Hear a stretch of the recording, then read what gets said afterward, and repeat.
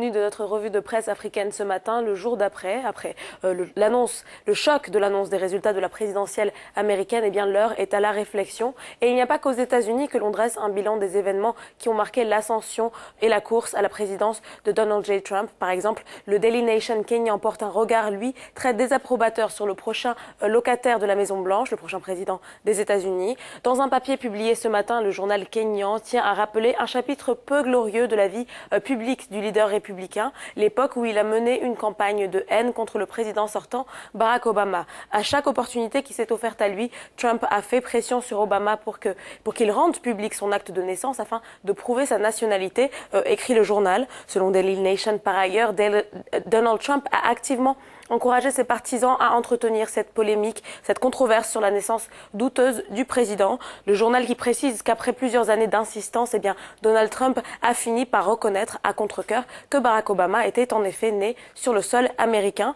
Il est même allé jusqu'à dire que sa rivale, Hillary Clinton, et son camp démocrate étaient en réalité à l'origine de la polémique.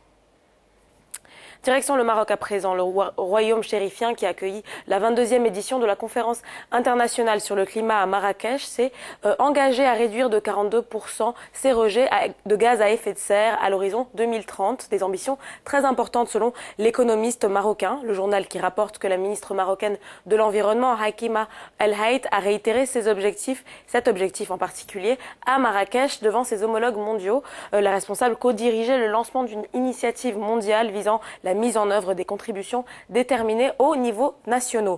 Pour atteindre ces objectifs, l'État marocain compte embarquer tous les secteurs d'activité du pays dans le projet. La contrainte pèsera en effet davantage sur les secteurs de la production électrique, des déchets ou encore de l'agriculture.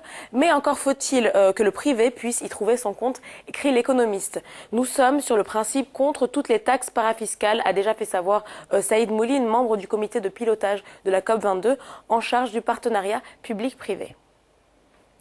On termine cette revue de presse par la une du Times Live sud-africain, le quotidien qui rapporte que des pluies torrentielles ont causé des ravages et ont fait au moins un mort hier après-midi. Ça s'est produit autour de la capitale sud-africaine Johannesburg, dans la capitale et dans ses alentours. Plusieurs voitures de la ville ont été submergées en pleine circulation, ce qui a causé des embouteillages importants dans la ville. Les automobilistes ont été, eux, invités à conduire prudemment car les pluies torrentielles se poursuivaient dans l'après-midi hier. Le Times Live rapporte par ailleurs qu'une partie du toit de l'aéroport international de OR Tambo de Johannesburg se serait quant à lui effondré.